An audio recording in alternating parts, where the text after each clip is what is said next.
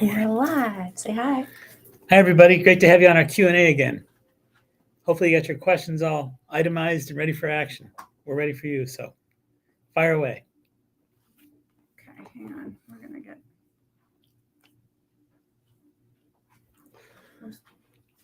You ready? Mm-hmm. Okay, maybe you want to say a little something about what you guys talk about in your video this morning to get everybody ready. So we've been doing a lot of interesting videos, doing a lot of interesting conversations that have to do with the Way of Miracles, the book, The Way of Miracles. So hopefully you've enjoyed the book, The Way of Miracles. And hopefully that these connections that we make with you actually tie in the learning experience with The Way of Miracles. It's a book that's designed to kind of awaken your consciousness at a deeper level, super consciousness, as we like to say. So super consciousness has been something we've been doing a lot of interesting inputs on, and you'll see them on my Facebook pages. You'll see them on my YouTube. You'll see them on my Instagram, stuff like that. So you'll see plenty of that stuff showing up more and more. On my Facebook page. So how about your questions? Let's take your questions. Let's get busy answering your questions today. I have a question from Kim Marino. Kim Marino. How can I get my hearing back? I can hear only in one ear, not very well. What foods do I need to stop eating or eat more of? Okay, Kim Marino. You got hearing problems in one ear. First of all, like any sickness, any problem, you have to focus on the idea of what is the root cause. You can't just take something to make something go away. You got to tap into the root cause. So more often than not, I've found over the years that hearing problems are correlated with mold issues and mold sensitivity, mold inflammation in the intercostal pathways of the ears, ear, eyes, and nose, throat pathways. So the head pathways get inflamed with problems that are correlated with mold allergenesis, if you will. So you want to stop eating fermented foods, vinegar, anything that has yeast in it, yeasted breads, things like that. Cut your sugar way down. But most importantly, get some colloidal silver drops. Put 6 colloidal silver drops down in the ear 3 times a day, beginning of the day, middle of the day, and end of the day. So we put 6 colloidal silver drops down the ear, and hopefully that will neutralize the presence of the fungal bacteria that's in your intercostal pathways. What's next? Okay, I have another question from Lourdes. I wake up and eat at night. I'm not sure what triggers that, but it's affecting my gut, my sleep. I eat bread and drink something sweet. The next day, I may not remember I did it. Any suggestions? Hey, Lourdes, you're eating in the middle of the night and you're not conscious of it. I think you need to take the time to do some hypnosis work. There's a lot of people that do great hypnosis work. Leah, do you still do hypnosis work? So you call our offices. Call our offices at 781-817-3444 and ask for Leah. Leah Summers does great hypnosis work, so she can help you tap into the inner pathways of your wisdom, your unconscious mind, your subconscious mind, and kind of clear that from your subconscious. That's important. Who's next? Bonnie Solomon. How do you know if you are virally infected on an eye exam? Bonnie Solomon, how do you know if you're virally infected on an eye exam? I think that you need to leave that up to the professionals. There's a lot of different ways that people can tap into that. I use muscle testing, as you know, energy testing, and that's one way I can find out about it. They have different ways of testing that are more biologically induced. So you can trust the fact that we'll figure it out one way or the other. Whether it's my system or their system, we'll figure it out for you. Go ahead, next. Signia asks, what is your take on red light therapy? Signia, red light therapy. I mean, there's no question about the fact that infrared has an antibacterial property to it. I've got infrared properties in the office here. We use them from time to time. There's mats that you can sleep on. There's mats you can sit on. And infrared is a great way to determine bacterial resistance and bacterial healing. It will help the healing process considerably. Infrared's great. Ultraviolet is more antiviral. Infrared's more antibacterial. Go ahead. Amy Yokel asks, anything for chronic yeast infections? Chronic yeast infections, Amy. I think you could use things like pau d'arco, P-A-U-D-A-R-C-O. Pau d'arco is an herb. Caprylic acid from coconut oil, C-A-P-R-Y-L-I-C-A, caprylic acid. Generally, you want to take like 500 milligrams, 3 or 4 a day, empty stomach. Who's next? Loading. We get a little lag here. Those are all our questions for right now.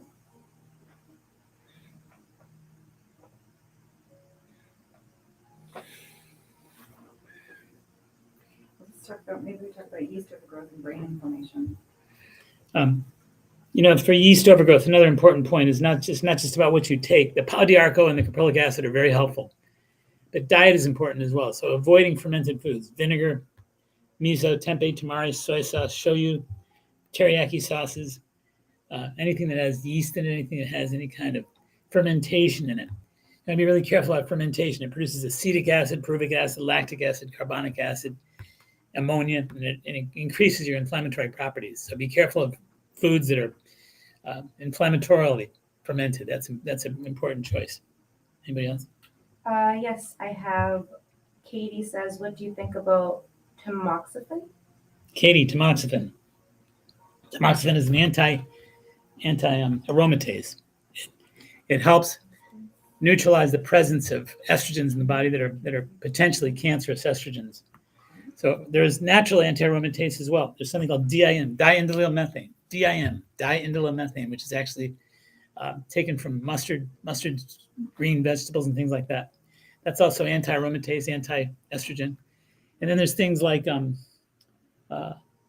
chrysin, CHRYSN. Chrysin is also taken from herbs, and it's actually a very powerful antioxidant that's actually supportive in the exposures of estrogen. So it lowers our estrogen response. Again, you can take 500 milligrams of 500 milligrams of anti-estrogenic chrysin, CHRYSN, or 100 milligrams of DIM twice a day. Who's next? Let's see. Our 5-year-old has food allergies and eczema. Any ideas on how to treat eczema? If your 5-year-old has eczema from what you're suspicious of food allergies, just take the time to take 21 days experimentally. No dairy, no wheat products, no nuts, no egg yolks, and no corn. Try that for 21 days and see if the child clears up. Who's next? Amy Yokel says high eye pressure. High eye pressure. I mean, you could try using something like there's eye drops. Can-C. The company's called Can-C. It's actually an interesting amino acid, and it's an amino acid that actually lowers eye pressure, helps inflammation of the eye. Can-C, C-A-N-S-E is the name of the company. What it is an amino acid called carnosine, C-A-R-N-O-S-I-N-E, carnosine drops, which is called Can-C. Try those as directed. Who's next? Let's see. What do you think about yerba mate? Any Yerba mate. beneficial yerba mate? Any beneficial effects? Yerba mate is an herb that actually is very stimulating. It's good for the lymphatic system, good for the lungs, good for breathing patterns, good for anti-mucosal, so it neutralizes the presence of mucus in the body, stimulates digestion, digestive enzymes, has a number of different properties. It's good immunologically as well. Yerba mate is a great herb, super herb. John Paul asks, is there anything to help psoriasis and high blood pressure associated with type 1 diabetes? Type 1 diabetes, high blood pressure, and what was the other one? Psoriasis. Psoriasis, yes. So you got inflammatory conditions producing additional inflammatory results. So you got inflammation producing inflammation. So dietarily, John, you want to really be careful about your diet. Avoid, like I've been saying earlier, red meat, dairy products, wheat, egg yolks, corn products, nuts and seeds. Avoid those for 21 days and see if you have some benefit. But you've got inflammation that's actually breeding inflammation. So you've got compounded inflammation. I would also recommend something like Wobenzyme, W-O-B-E-N-Z-Y-M-E, Wobenzyme. Take 6 capsules a day. That could help as well. Who's next? Anne-Marie asks, is there anything you can do for dry eyes other than spraying with a mist of water a couple of times a day? Well, dry eyes, first and foremost, is an inflammatory condition. So dry eyes can be treated from an anti-inflammatory perspective. So dietarily similar to what I just said. No dairy, no red meat, no egg yolks, no nuts and seeds, no corn products. That's important dietarily. And then beyond the dietary support, you want to support your body with extra supportive anti-inflammatory chemistry, like taking fish oils. Get the 1,200 milligram omega-3 fish oils, take 6 a day, 2 at each meal. Who's next? No questions for now. Go ahead. I was gonna say, can you talk about shopping regular versus organic fruits and vegetables? The importance.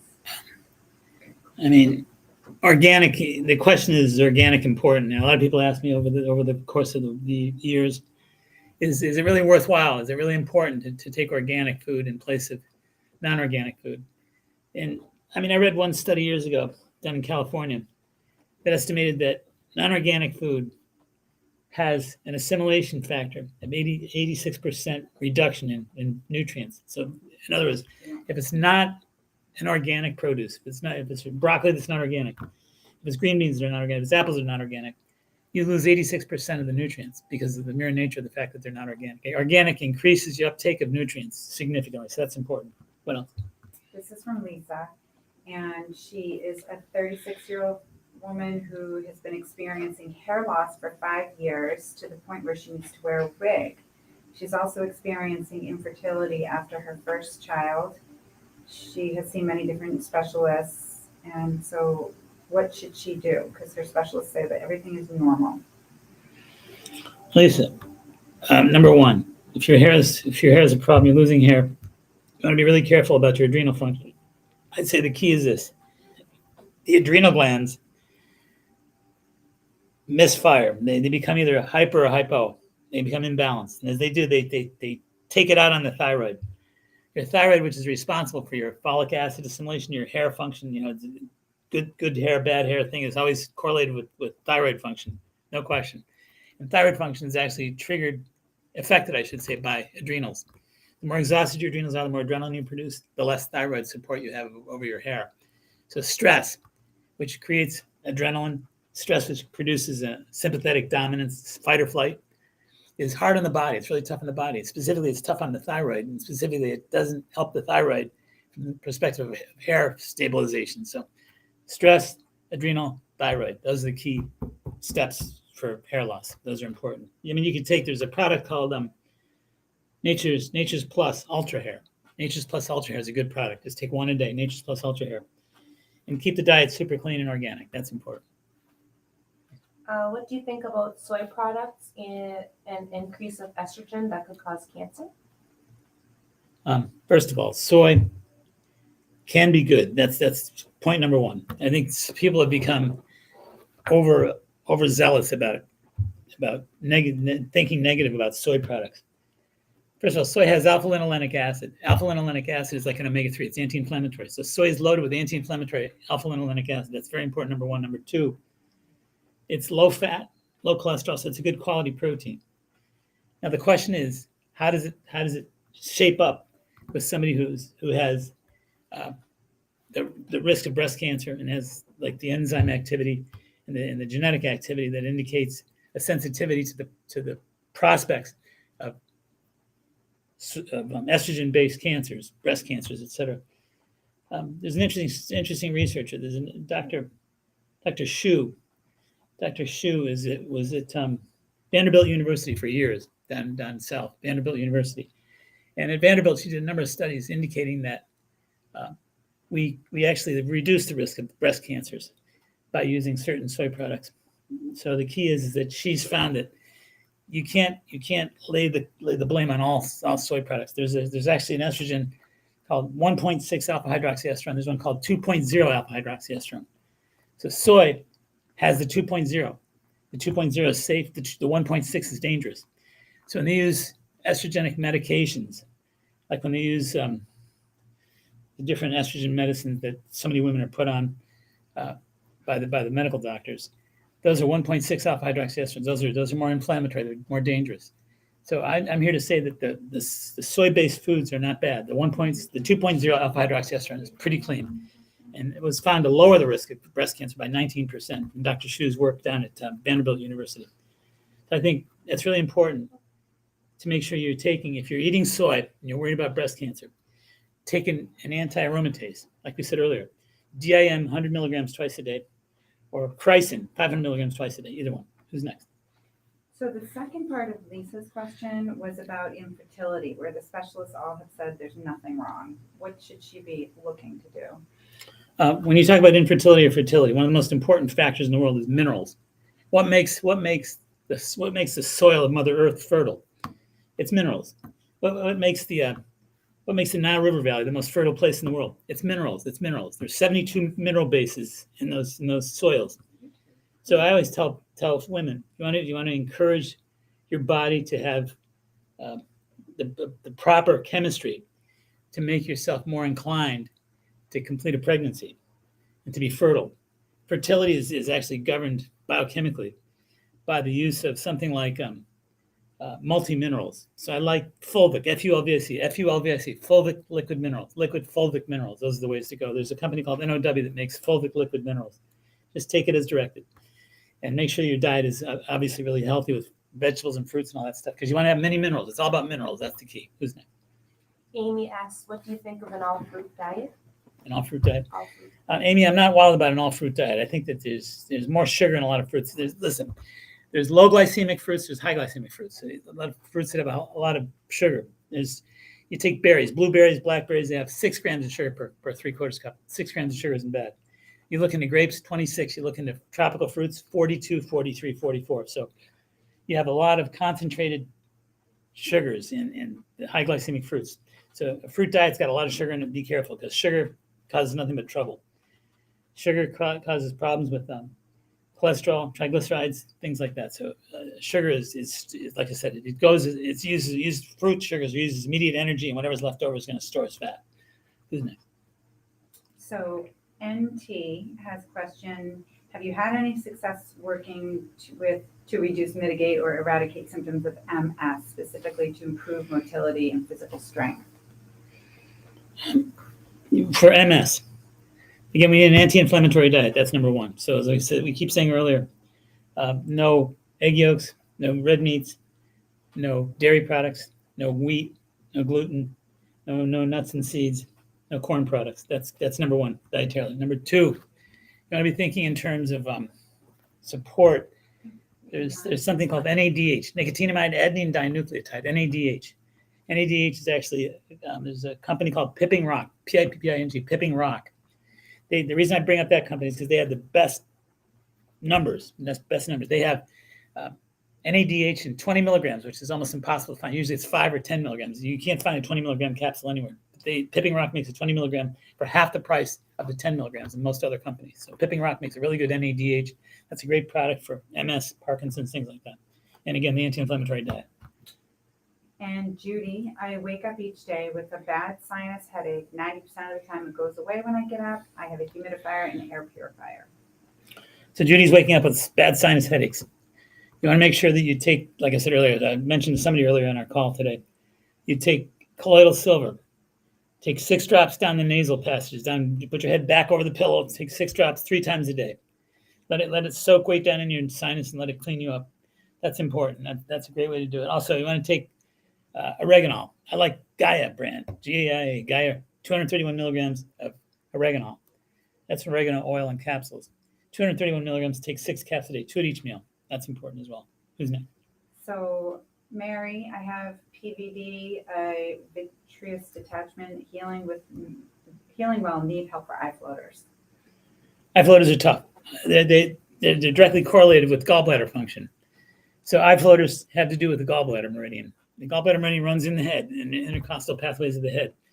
So whenever there's any kind of fatty foods that are in excessive intake, so if you're taking too many red meats, cheese products, oils, fats, butters, creams, sour creams, things like that, you're likely going to have more of a susceptibility to floaters. If you want to get rid of floaters, you got to get rid of those fattier foods. Eat super lean.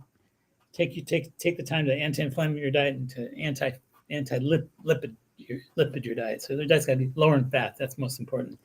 You could also take homeopathic nat sulf or nat phos, 30C, 3 pellets 3 times a day. Who's next? Sonia, how to cure brain freeze and memory loss? How to cure brain freeze and memory loss. I think you want to when you're talking about the brain function, there's some great medicines like phosphatidylserine, PHOS serine, S-E-R-I-N-E, phos-serine, 100 milligrams, 2 a day. You could also be thinking about things like DMAE, dimethylaminoethanol. DMAE would be 100 milligrams 3 a day. Actually, there's a good DMAE by NOW. That's 250 milligrams, take 2 a day. That's a good product. Those will help you a lot. Who's next? So Eric, how can I treat reoccurring adult acne on the face? Eric, once again, like I said earlier, we got to tap into the reason for the adult acne. Is it hormonal? Is it based on food allergies? Is it based on yeast infections, chronic yeast? I think the first checkpoint I'd really make with something like that is stay away from fermented foods. So vinegar, miso, tempeh, tamari, soy sauce, teriyaki sauce, Chinese food, nuts and seeds, mold-based foods like melons. Stay away from all that stuff. Mushrooms. Stay away from fermented foods, beer, wine, champagne. Stay away from fermentation for 21 days, and I bet it clears right up. 21 days. Who's next? Valerie, how to lower slightly high bilirubin? How to lower slightly high bilirubin. You want to take a bitter herbs. Things like berberine. Berberine is good. And the company I like for berberine is Berberine is not natural. I can't remember the company that makes that. Berberine is good. You can get berberine in a number of different brands, though. B-E-R-B-E-R-B-E-R-I-N-E. Berberine. Who? Nutrimetics might make that. It might be Nutrimetics, but berberine's really good. Or barberry is good. Any barberry is simple way to do it. Any bitter, the bitter the better, as they say. Just take something like dandelion root tea. Another good way to do it. Those are important. Biotics is the company. Biotics makes berberine. How to treat plantar's warts? Plantar's warts are viral. Don't forget that. So you can use things like colloidal gold, not colloidal silver, colloidal gold. I put the colloidal gold drops right on the tissue, right on your skin, and rub it in. So colloidal gold is important. That's a great way to do that. All right, so I have dizziness mainly when I look up or when I lay down and get up in the morning. It's not BPPV, not a return of brain tumor. I suspect it's a nut allergy. Can food allergies cause dizziness like this? No question about it. What's her name? Michelle. Michelle, no doubt about it. I mean, there's no question about the fact that dizziness is often triggered by nuts. And again, nuts and seeds produce fungal properties. They're fungal properties that, as I said earlier, get in the intercostal pathways of the head, the sinus, the vestibular canals of the brain, and they produce a lot of inflammation. And the inflammation produces a lot of compression, a lot of nerve compression. So you'll often have those problems from the result of fermented foods. Stay away from fermented foods. I think we are almost out of time, but Liz wanted to share that she loved Dr. Mincolla on The Way of Miracles. Thank you, Liz. You're so kind. I appreciate your comments. The Way of Miracles is a pleasure to make. It's a beautiful movie, and it's wonderful to see the response I'm getting from all over the world. We're in 158 countries right now. It's just all over the place. We're getting feedback from South America, Asia, Australia, New Zealand. We're getting feedback from all over the world. It's incredible. People love the film. They're emotionally moved by it. They're spiritually moved by it, and they're learning a lot through it. So it's been a great experience for me. I can't tell you how happy it makes me to see the world enjoying it. And I enjoy working with you too. Thank you for calling. Thank you for checking in with us, I should say, and asking us your special questions. We'll see you in 2 weeks. Okay.